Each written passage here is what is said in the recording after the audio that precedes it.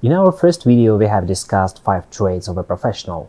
Now it's time to speak about one more trait: task-centered approach. This is crucial because permanent task awareness is an essential attribute of a professional. Let's have a look at some examples. How personally can I succeed? It's not the task because it's not specific. Success is quite different for different people. Life strategies depend on your aims and wishes.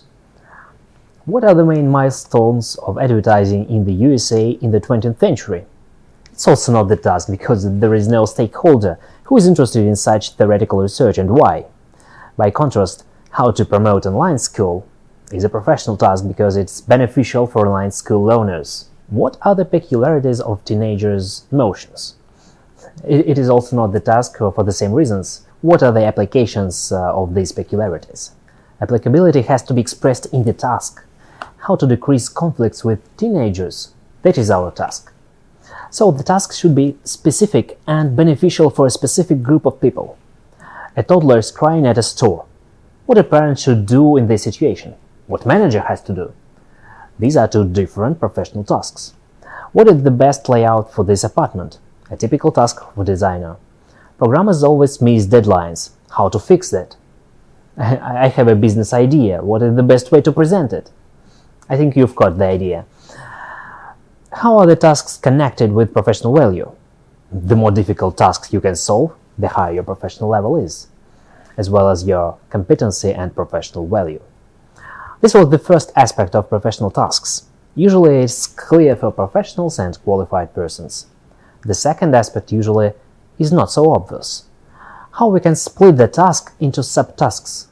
By its very nature, correct subtasks are functions that must be realized, or criteria that must be fulfilled.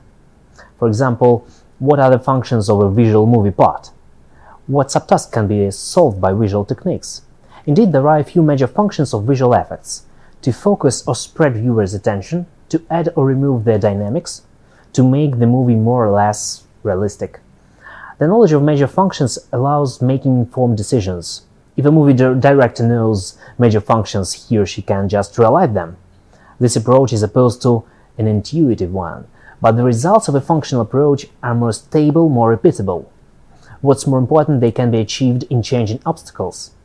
One more example: it could be often difficult to handle with toddlers, but all possible problem variations can be summarized into 6 major tasks: stopping bad behavior, training to perform actions, correcting performance, and 3 more. If you want me to tell you more about that, please let me know in the comments below and I will make a video on this topic. Unfortunately, these functions usually need to be developed, especially in creative and intellectual professions.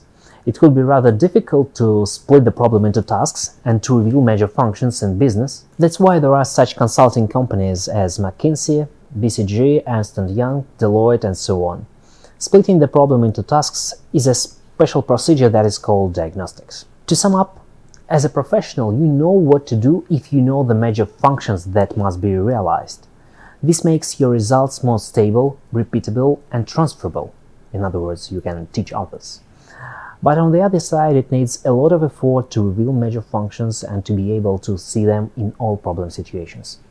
If you want to know more about professional development principles and strategies, check out the other concentrated videos on the channel and wait for the next video. Thank you.